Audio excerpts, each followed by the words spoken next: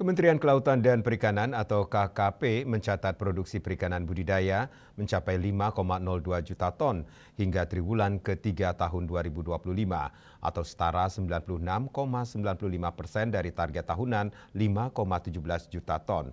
Direktur Jenderal Perikanan Budidaya KKP Heru Rahayu mengatakan capaian tersebut dihitung hingga triwulan ketiga, sementara realisasi triwulan keempat masih berlangsung.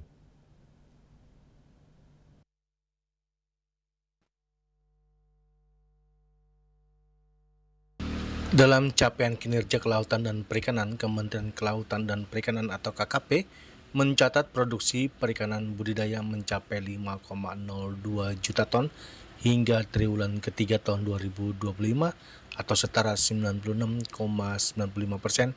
dari target tahunan 5,17 juta ton. Direktur Jenderal Perikanan Budidaya KKP Heru Rahayu mengatakan capaian tersebut dihitung hingga triwulan ketiga, sementara realisasi triwulan keempat masih berlangsung. Selain ikan budidaya, ia menyebut produksi rumput laut hingga September 2025 tercatat mencapai 8,2 juta ton atau 94,97% dari target 8,63 juta ton, sehingga tetap menjadi salah satu penopang utama subsektor budidaya nasional. Ada solusinya. Jadi ini sebenarnya kita awali sebagaimana kawan-kawan media ketahui bahwa tantangan yang paling mendasar adalah bagaimana kita bisa mendukung pemenuhan kebutuhan protein. Itu yang paling pokok sebetulnya. Kenapa? Sejalan dengan jumlah populasi baik di Indonesia, kemudian di regional maupun tataran global yang semakin meningkat. Indonesia saja diyakini di dalam 5 tahun ke depan sudah akan mencapai 300 juta jiwa. Jadi pemenuhan kebutuhan protein ini sangat luar biasa. Nah, untuk itu tantangan itu kemudian bagaimana kita menjawabnya.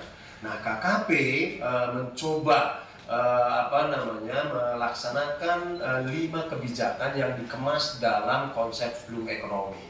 Blue Economy ini sangat menarik teman-teman. Kenapa demikian? Kita coba memadukan antara ekologi dan juga keekonomian, ya, ditambahkan juga mungkin sinergitas dengan sosial ekonomi masyarakatnya. Ini menjadi sangat penting begitu Blue Economy ini supaya bagaimana.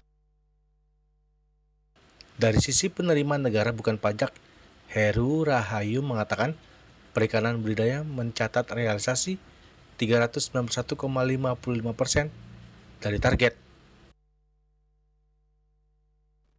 Dari Jakarta, Julius Wate dan Ketut Sumadiasa melaporkan.